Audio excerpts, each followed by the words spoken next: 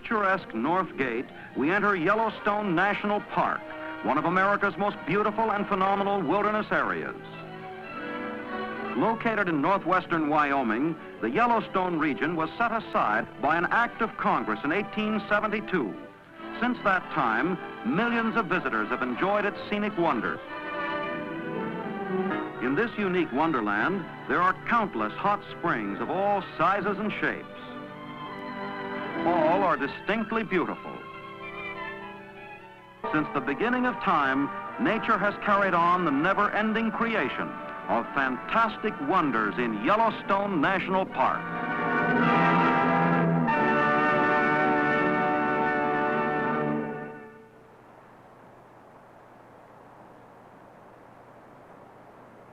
When Yellowstone was established, there were some people opposed to that idea and were telling President Grant that there might be minerals to be found there might be oil underneath there, that the trees should be used for lumber, and that the rivers might be needed to be dammed. But he signed the bill anyway, and it became Yellowstone National Park and the mother park for all the world.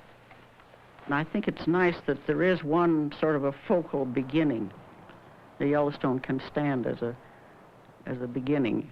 Not that we should claim it as a strictly United States of America idea, but it was an idea whose time had come.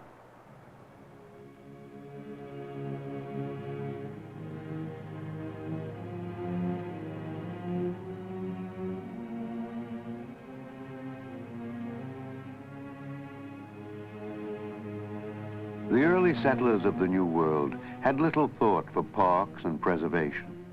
To many, America's wilderness was a fearful place, full of wild beasts and wild men. The pioneer drew courage and conviction from Genesis.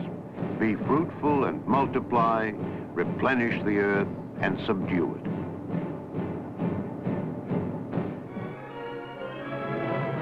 The first task was survival, struggling against the wilderness, clearing the land, changing the course of rivers, cutting trails and building towns.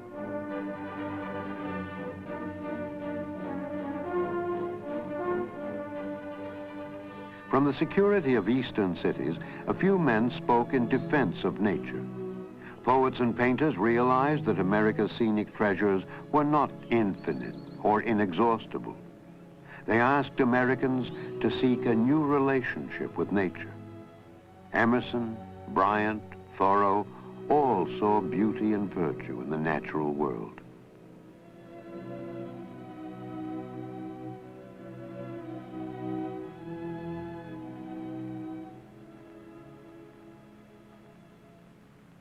Artists such as Catlin and Cole portrayed its dignity and spirit.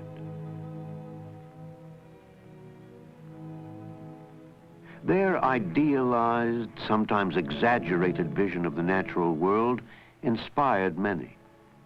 But the warnings of these romantics went unheeded.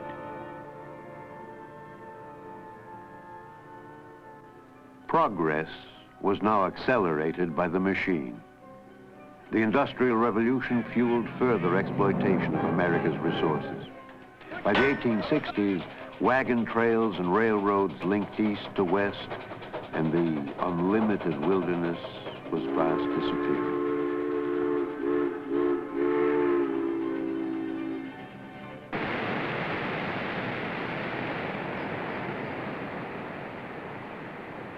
And yet, there were still places virtually untouched, filled with natural wonders. Yellowstone, remote and inhospitable, had survived. It was known only to the Indians and a handful of trappers, prospectors, and mountain men. John Colter, Jim Bridger, Joe Meeks, Osborne Russell. They told of an incredible place full of unheard of things.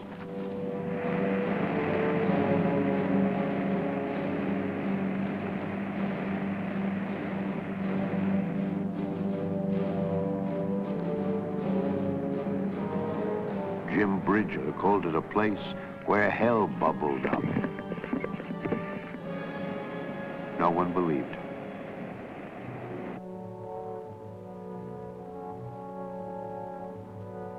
Tales of gold and the Wild West attracted journalists from the East. A few stories of Coulter's hell did filter back, but were branded as fiction. This disbelief continued until the Washburn-Langford-Doane expedition penetrated Yellowstone's mysteries in 1870.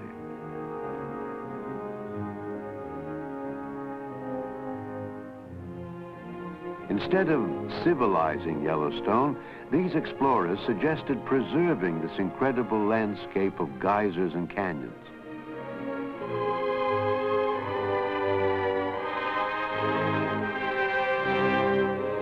Their reports excited the American public and prompted Congress to send the chief geologist, Ferdinand V. Hayden, to document Yellowstone's wonders.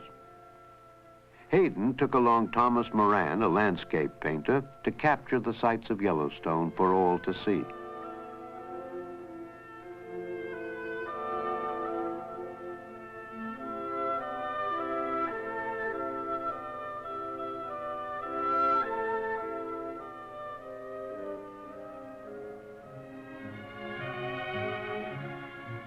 Their images spoke eloquently for preserving this unique land. Various interests organized to make Yellowstone a national park. Hayden led the scientific community's call for preserving Yellowstone. He saw it as an unspoiled, living laboratory for long-term study. The Northern Pacific Railroad saw Yellowstone as a potential tourist mecca. Preservationists, long dismayed by the commercial ruin of Niagara Falls, strongly supported the Yellowstone Bill.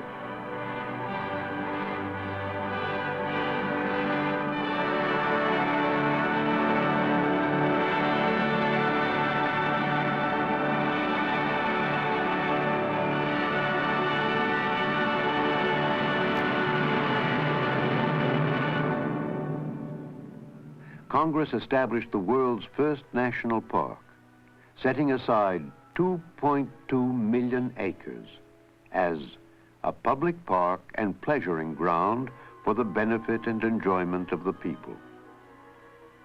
Yellowstone was more than a tract of land set aside. It was a challenge.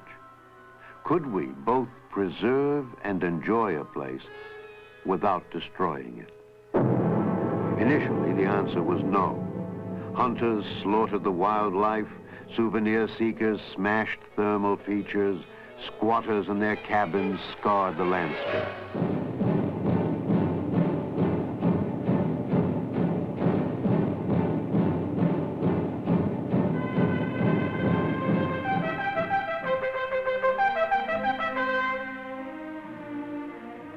At last, the United States Cavalry was called to the rescue.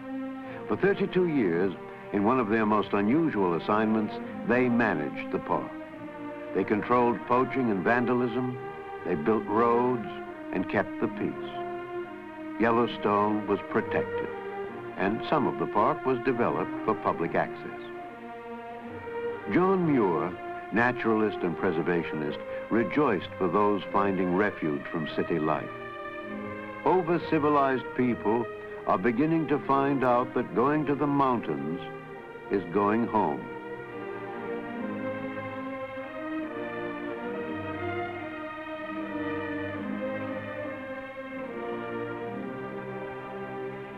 Yellowstone and the scenic parks that followed are the cornerstones of a conservation-preservation ethic, a land philosophy originating with the first inhabitants of America's wilderness, whose advice we are only now coming to appreciate. All things are connected. Whatever befalls the earth, befalls the sons of the earth. Even the white man cannot be exempt from the common destiny. We may be brothers after all. We shall see. This we know.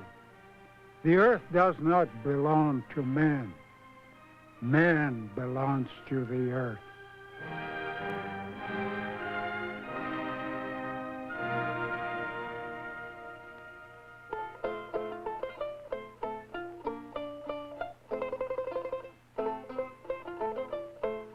By the 1900s, Yellowstone was a grand tourist success.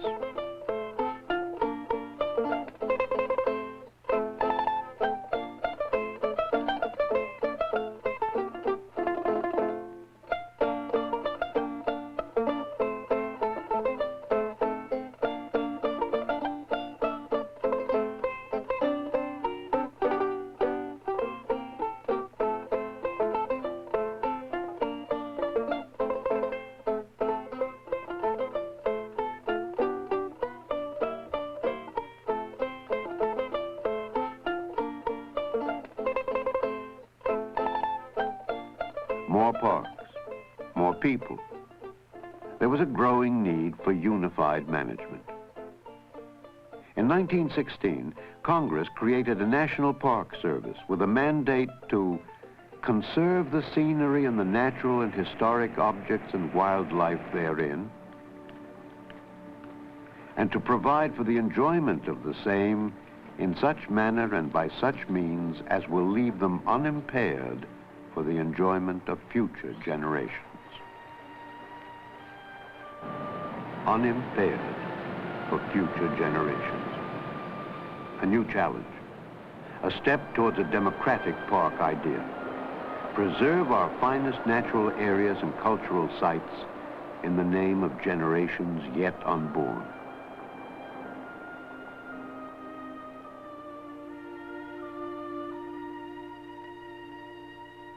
America now has over 300 areas in its national park system, each with a special quality that sustains the legacy of Yellowstone.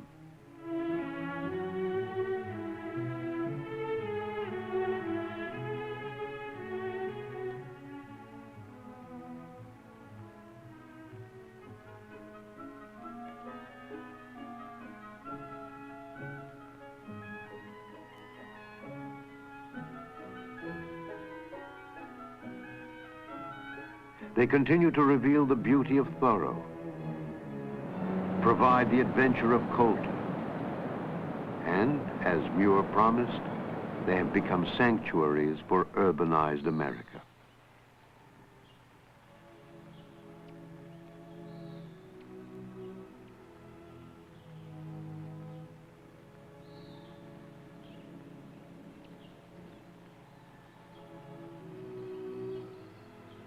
I spend too many hours cooped up in an office.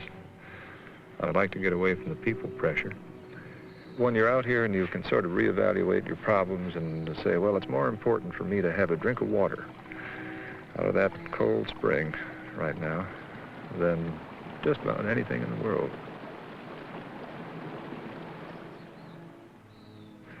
There's a time in the day, about sundown, things quiet down.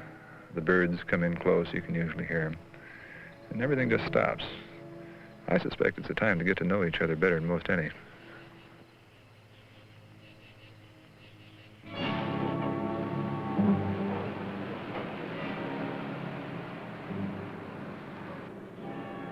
Unfortunately, popularity presents a growing dilemma. Overuse of these special places can have a negative impact. Our parks can literally be loved to death. Congress has sought to expand our recreation opportunities through the national park system. Urban parks in the hearts of our cities attract millions of people each year. So it's all one thing, really. Wilderness parks, urban parks. It's all a question of the human being needing some greenery. Marty Murie has lived for many years with parks and wilderness in Wyoming and Alaska.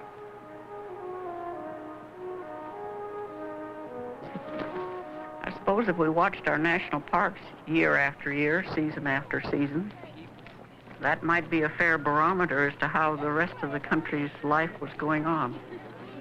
How people spend their leisure time is indicative of how they feel about life in general.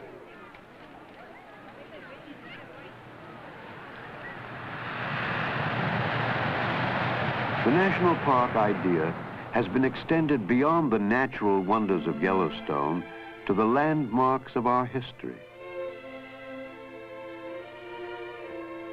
Historians have warned us, when a society or a civilization perishes, one condition may always be found. They forgot where they came from.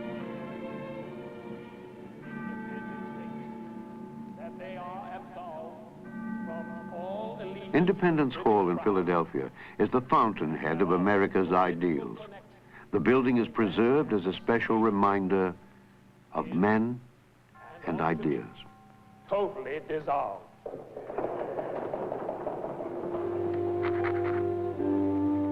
Self-evident. We hold these truths to be self-evident, that all men are created equal and independent, that from that equal creation they derive rights inherent and inalienable. Historical parks can be our windows into the past, a chance to look back.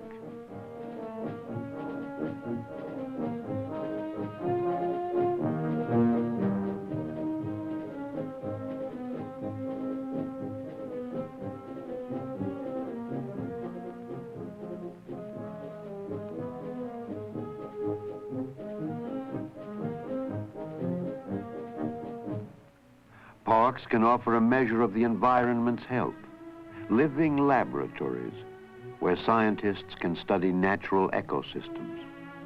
Throughout the park system, we are deepening our understanding of the dynamics and complexity of nature. We're becoming sensitive to the impact of man and the threat of extinction.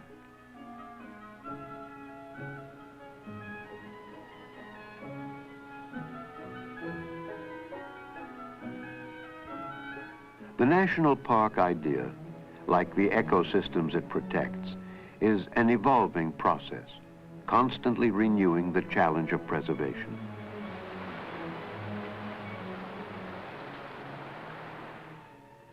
At a research center in Hawaii Volcanoes National Park, scientists are studying complex geological phenomena. Visitors are reminded that the Earth is ever-changing. Powerful and dramatic forces shape our planet and our destiny.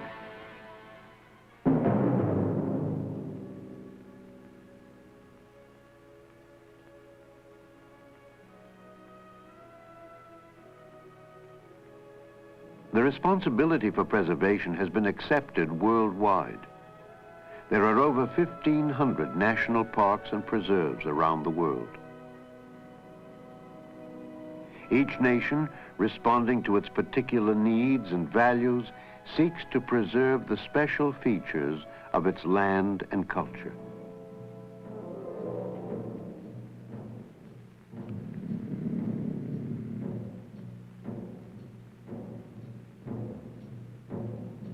Africa has set aside vast wildlife preserves.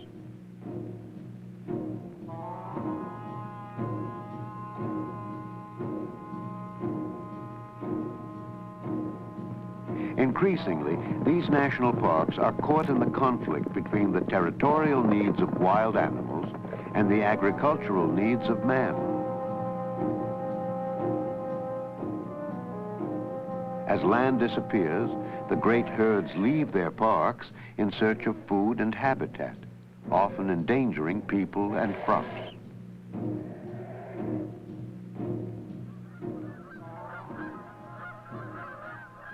The birds of the world travel thousands of miles with no thought for the political boundaries they cross. Since 1919, Russia's Astrakhan Reserve has provided a protected stopover for birds migrating from Arctic Siberia to South Africa. The effective protection of wildlife requires more than space. It takes global cooperation. Our own Alaska is host to migratory birds from 6 continents.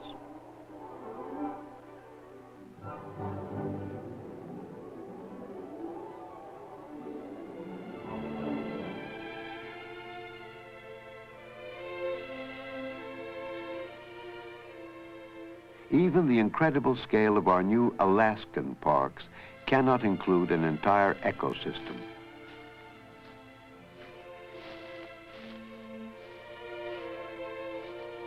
Alaska is the story of Yellowstone all over again. It represents a spectacular wilderness until now bypassed by the pressures of civilization. It abounds with beauty, mystery, and of course, valuable commercial resources.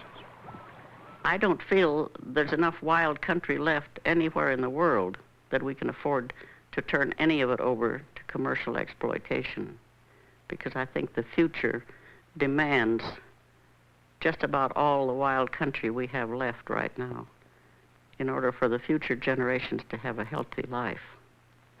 Wilderness itself, it has been the basis of all our civilization so far. And having been the basis of all our sophisticated society, doesn't wilderness itself have a right to live on? And I wonder if we have enough reverence to life to concede to wilderness this right. And if this is to be accomplished, surely the national parks are the first place we would look to see this happening. And what of the future? How is the idea sustained?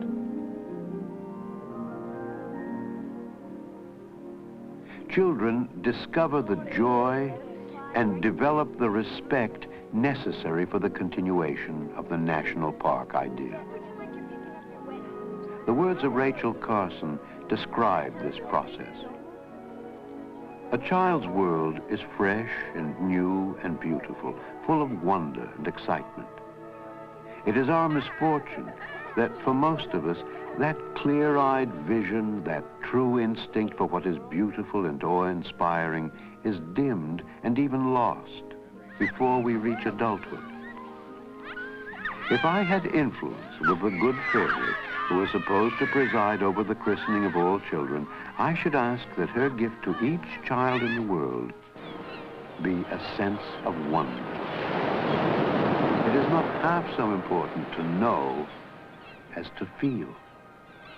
If facts are the seeds that later produce knowledge and wisdom, then the emotions and the impressions of the senses are the fertile soil in which the seeds must grow. The years of early childhood are the time to prepare the soil. And so the idea grows, each new generation recognizing the promise of Thoreau: in wildness is the preservation of the world. I think the greatest hope for happy life for any young person nowadays is in the existence of national parks and wildlife refuges and wilderness areas. Otherwise, I think my great-grandchildren might have a very barren and sterile kind of existence. I can't imagine a very rich life with elemental kind of joys in it without some natural world in which to experience those joys.